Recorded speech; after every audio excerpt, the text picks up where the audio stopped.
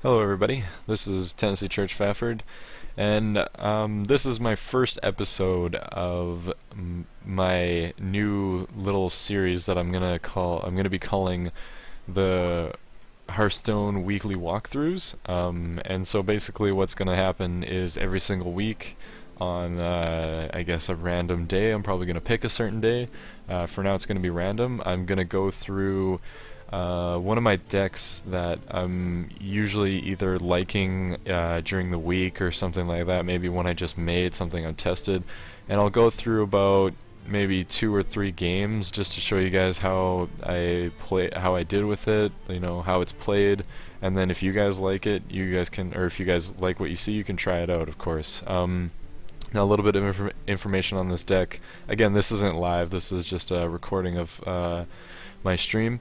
But anyways, this deck got me from 25 to level 5. So this is on my current win streak, where I got 5 win streaks in a row, if that makes sense to you guys. So I'm gonna showcase 3 of my favorite games here that were just played right after another in a row, just to showcase how deadly this deck can be.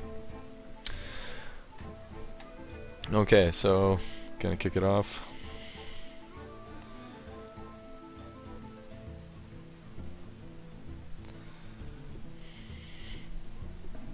And queue it up here. Not too sure. So again, level. I believe I just lost my win streak from a bit. That's why I'm 1 star down, and so I'm going to be picking back up my win streak. And this should be the one that I think I push into 5 with. So like this starts my 5-game win streak. So it's pretty good games. I don't play too much, so here we go. Facing another mage. And basically what I'm gonna like to do here is probably keep the Peggle, or Nat Peggle, just because I don't know, he's really devastating, and it's against another mage, so usually they don't have anything to offer early on, and I was hoping for one of those 1-drops that I have in this deck, either the Leper Gnome or anything else. Again, I like to think about if I have anything good right there. I think I was just trying to spam like wins as much as I could, because I basically mastered this deck, or I crafted this deck and mastered it, and so now I'm just like farming up wins. So you might be seeing me make quick decisions, so try to keep up as best you can. But basically this deck takes a lot of you should practice with it before playing, so definitely make it, try to practice with it. And then when you feel comfortable with it, you'll be able to do quick plays like here and there and farm up fast wins. And again, it got me from level 25 to 5. And so you see me starting out with the Nat Peggle, and then that actually, I don't think he's drawn me a card yet, but we see him against another mage, so I realize what he's kind of trying to do here. He's got the Knife Juggler out there with the Mana Worm, so he's probably going to have some spells in there, so I'm thinking about what to do here.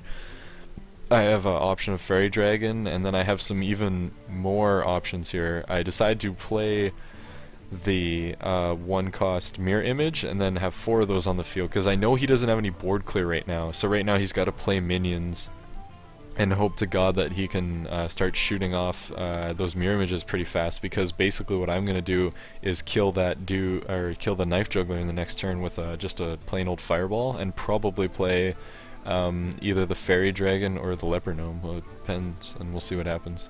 So I feel like this is a pretty good start. Again, all these cards, I'll give you a little background on the deck just while I'm doing nothing right now.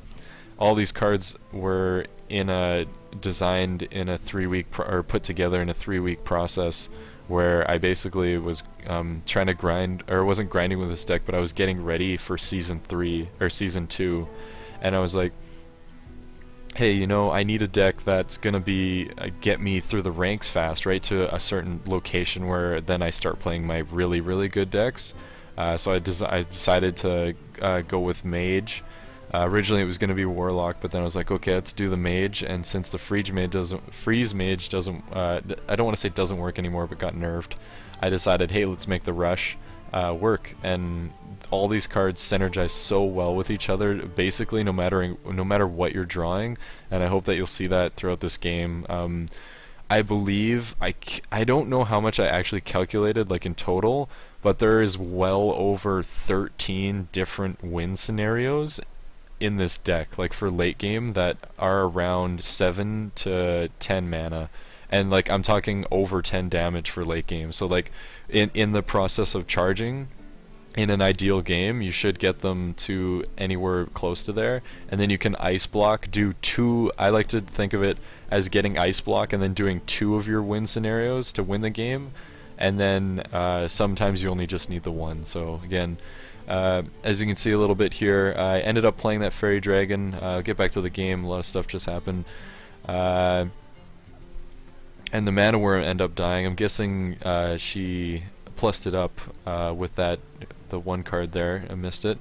And then Leper Gnome ends up still being on there, and I take out somebody else for this. So now it's my turn. I got a 6 drop. Or 6 mana, sorry, and I should be able to look to gain control of the board again and deal some pretty hefty damage. Now I'm probably thinking maybe give her the mana, maybe not, because sometimes you don't want to give her that same mana crystal, to become the same mana crystal as you, because she might get that Pyroblast off at the same time. So, I don't know, doing a little thinking, probably gonna, yeah, again, Fire Blast right into that, draw her a card, and then what I usually do there, what I would have done in that scenario is probably would Arcane Golem, given her that extra mana, just due to the fact that, or actually no, sorry, I would have done the same thing.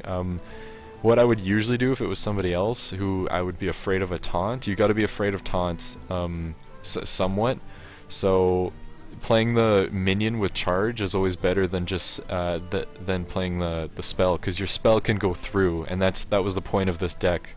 When I designed it, I was like, okay, I'm gonna design it with the top priority spells, which is Fireball and Pyroblast, and then Frostbolt. I did work in some Ice Lances, but those weren't as they didn't have a high enough percentage to make the cut, I guess you would say, as like a winning percentage. So I decided to, and they didn't synergize too well. I felt like I was using them on minions, and I don't know, it was really weird. But anyways, back on track. Basically, you want to be scared of taunts, so you want to be using your minions to be played first, and then you can always rely back on your spells to do that damage next turn. Especially if you're sitting on an ice block.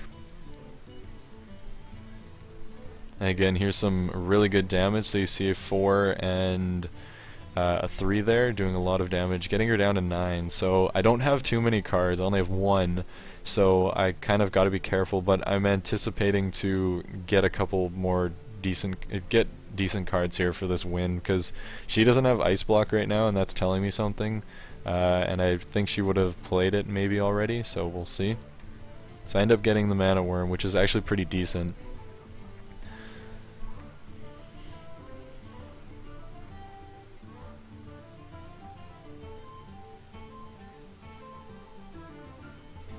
And so I think I'm just doing some calculations in here in my head. Do I want to freeze her, or do I want to freeze the other guy? But I decided to get her low, because I think I know what cards I'm drawing, and I don't think I've drawn Leroy, I'm not too sure. But again, Nightblade, anything like that will possibly win me the game, and I'm not too scared of going under, or proccing my Ice Block anytime soon. Now, the Argent Commander kind of worried me a little bit, because then she's got into this lethal range right about now, but again, Clutch Cold Light Oracle comes up, and I really like these cards instead of the Arcane Intellect. If you guys are wondering, you can swap those out for the Cold Light Oracles, but I really value the 2 drop that it gives you. Although the downside is that your other opponent draws 2 cards, which, to be honest, it doesn't really have a negative effect that often, or as often as you would think. So we'll see what happens here, if she plays the ice block or if she doesn't. I played these games like 2 days ago, so I'm just recasting it, so a little foggy on which ones I won. I'm pretty sure I won all 3 of these ones that I'm about to be casting, though, for sure, because this was my hot win streak here.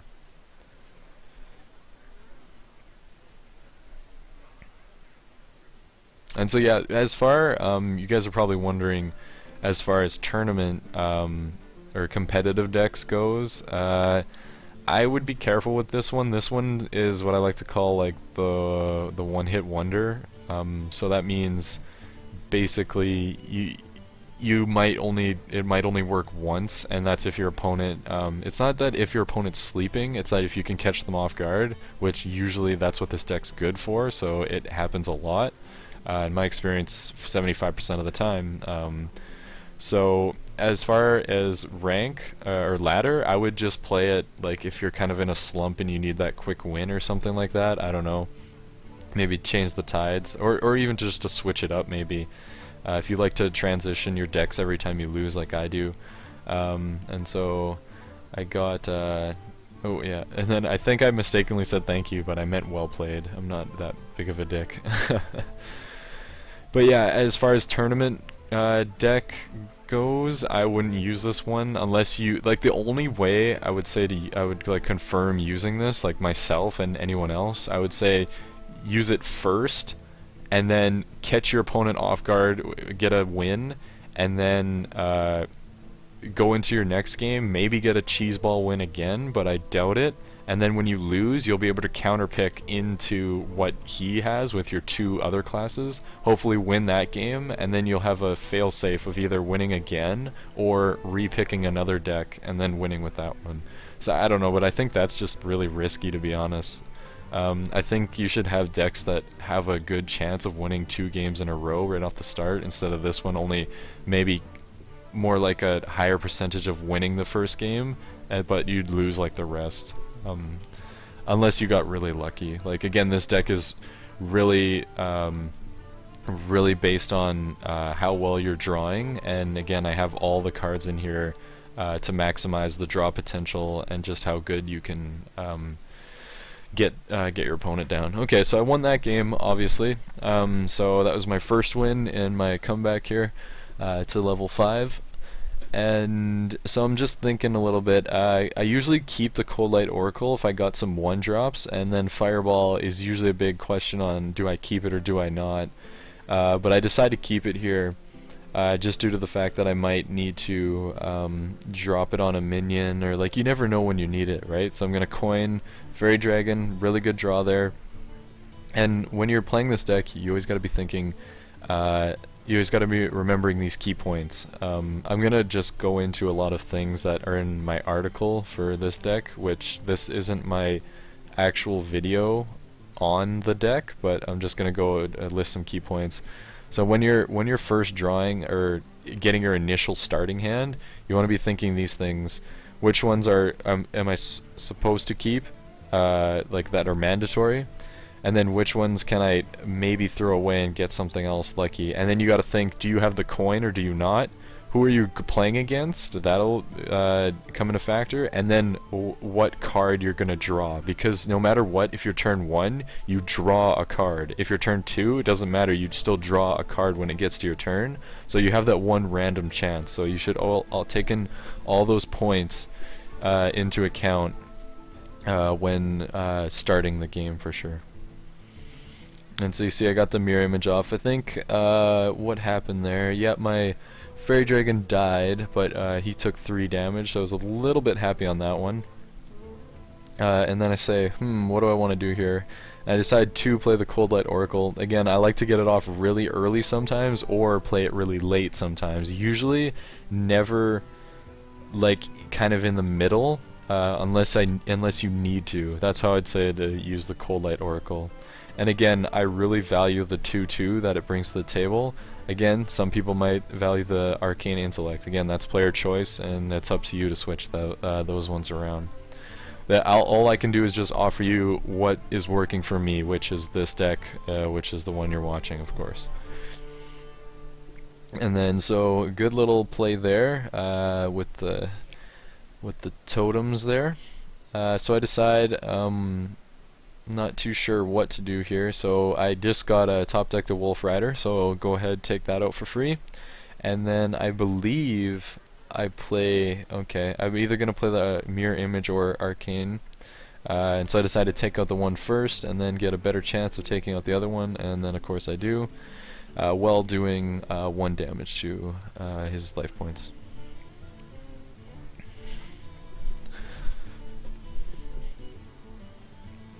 And so there's Blood Mage Thalnos. So to me, gonna pop a spell. I was a little worried that he was gonna do a board clear, but that's alright.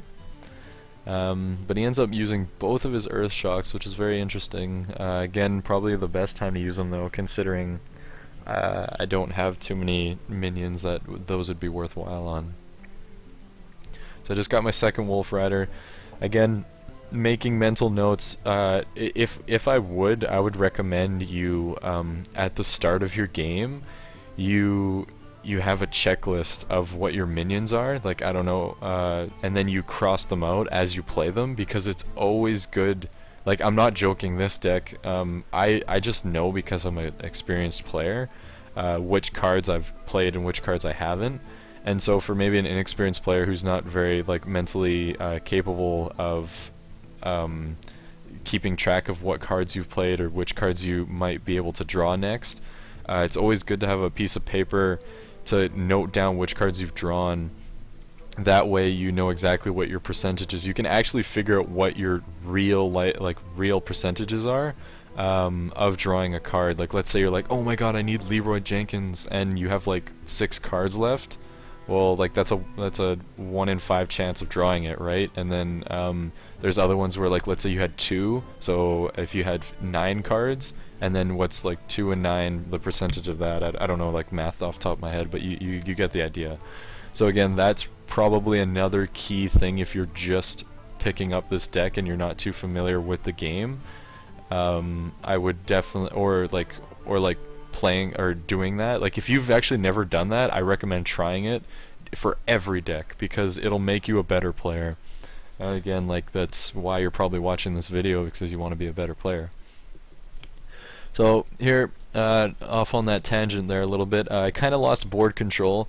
I have a little bit, I don't have card control, but I do have great cards to end this game, and now that I know for sure that I had double Fireball, Ice Block, and Pyroblast, so I said to myself, there's 0% chance of me losing this game, just because I know Shaman has no heals, and this is what I'm saying. This is how well this deck works out. You saw me pumping out the low-cost cards with Charge, you know, controlling the board as best I can, while doing face damage, which is damage to the opponent's face, which is life points. And then it'll get me more and all those cards are, most of them are like drawing me cards and, like, you know, doing damage or like doing sneaky plays. And then look at what I have. I have 3 spells that equal 22 22 damage in total, plus the Ice Block keep me safe, and it's just basically automatic GG. So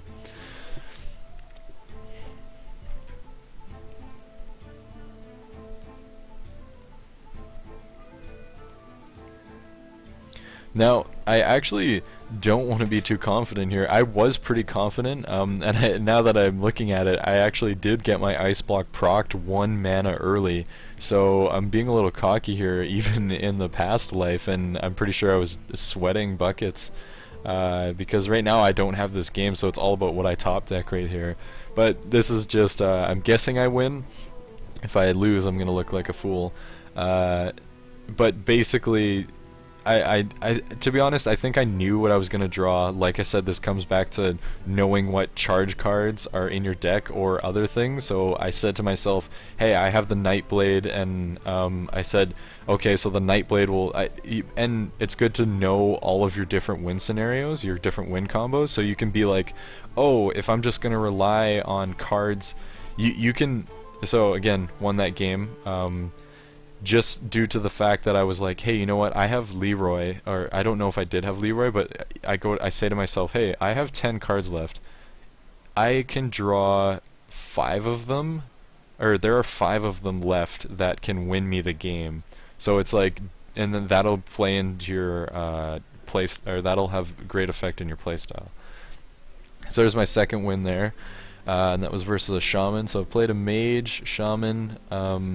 That Shaman did fairly well for himself. If I wouldn't have had that ice blocked and or top deck one of my Nightblades, I probably would have lost that game. But again, a win's a win, and that's just how it goes. So again, this is looking like a really good start to me. Again, I usually don't like to keep the Fireball, but just because I have so many good cards to play off of, including the coins, I can coin flip Nat. So like that's pretty beast in my mind. If you ever get Nat right off the bat, and you have the coin, you go with him. It's like very rare that you would ever throw him back even if you didn't have the coin. Like I don't know why you would ever do that. Unless you had like this absurd hand, but like see, this is like right here. This is the play. Drawing a card, 50% chance to draw a card if you actually don't know what that card is, and it's a 0/4. So basically it's really hard to eliminate at the start of the game. Usually nothing can do it except for any type of silent card. So if it gets silenced, then you're screwed. But you see, like even this, like just the slam, he draws a card because of that, but still it's not dead, so looking pretty good there. Drew my second Fireball, and when I have, so this is a good example of like when I have 2 Fireballs, I get pretty cocky just due to the fact that I know I'm going to be sitting on them all game. So that means if I draw any Arcane Golem, any Leroy Jenkins, that I'm going to have 2 of my default, of my major win conditions. So I usually kind of, you know, try to step up my game, play a little more aggressive than I would usually. So, because the faster you can win the game, the better. And again, this is a Warrior. And for those of you who don't think Warrior is very competitive, I have a friend who plays Warrior, or I have a lot of friends that play Warrior, and it is a very competitive deck right now, depending on how you build it. So to beat a Warrior is actually no simple task, but so he ends up using Shield Slam on the Nat, which was a pretty effective play. I think it probably took me off guard here, but again, I have him on the run, and just playing that card a little bit risky. If he had the thing that dealt 2 damage split among 2 creatures, which I think that exists in a Warrior. A little bit rusty on my Warrior play. So even if that happened, you know, whatever's, he's at 25 HP, and this is basically the ideal. This was probably the first game I should have shown, but I've just shown them in order, just due to the fact that it's basically the ideal way that you should be playing this deck, getting lots of early damage, lots of early control, and if your opponent isn't sitting on anything pretty, just keep on rushing and keep on, you know, just keep on keeping on with they got those double Fireballs right there.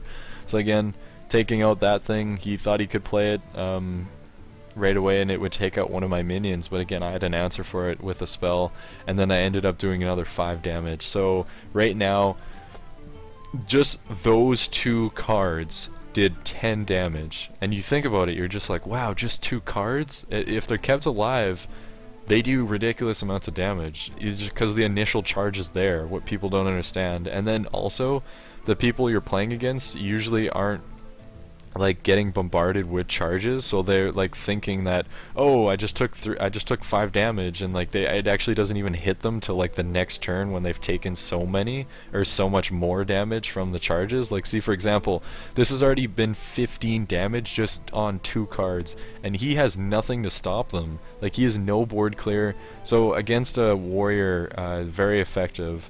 Against a Hunter, you kind of got to be more cautious, or any other types of board clears. Again, having 1 HP, no small task to go against any swipes, or even arcane missiles are kind of the killer as well. But again, that's just, you know, adapting to certain cards, certain situations, which everyone learns eventually. Again, so this is looking like an easy win for me. I think I'd win this turn probably, unless I get charged right here. It's probably going to take out, it's interesting, oh okay, took out that one just to make that live, which makes sense, of course. So I'm going to attack face. Oh, not yet, I gotta decide to do that one. It's funny because I enraged that one. I was like, whoopsies. But I think I ended up getting enough damage off. No, this is just for next turn. So anyways, next turn I win either way, so I'm just going to stall it up with those with the 2 mirror images there. Nice little taunts. Again, those are great stall cards. And so the game's probably going to wrap up, and I'm probably going to wrap up this video. But I just want to make a couple last notes here that I just really am happy with this deck and how well it came together, and I hope it works for you. Again, the story behind it is I got from I was making it all of the late season 1. I stopped playing ranked a lot just to prepare for the next season, because I was like, yo, I want to get legends quite quickly, even though I'm working and it's actually been fairly slow. But I got to where I am in 2 days, so like that just says something about this deck, and it must.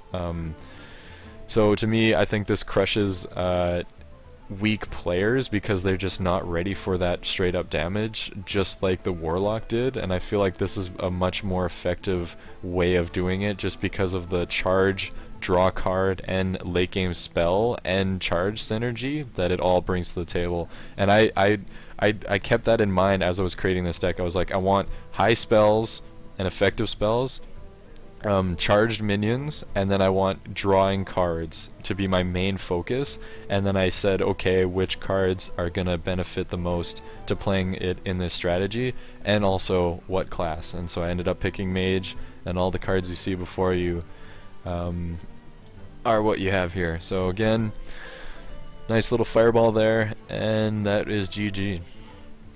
So again, thanks for, and that should be the win streak, and then I end up winning like 4 more games to get into 5 or whatever it is. So again, thanks for watching this. This is the first edition of the Hearthstone weekly walkthroughs by Church, and I hope you come for the next week's one. We'll see what deck I'm probably going to be running. If you have any comments, concerns, any feedback, leave it in the comments below. Be sure to follow me on Facebook, Twitter, and YouTube. Subscribe on YouTube, and I also stream, so check me out there. And again, also offer coaching Hearthstone lessons. Like this is probably my prized possession deck, and if you want to master it, like who better to talk to than the person who made it? So I don't know. I just hope you can master it yourself, though, because I don't know. That's why I'm kind of making this video. But if you need help, again, I coach. And thanks for watching. I'll see you next week.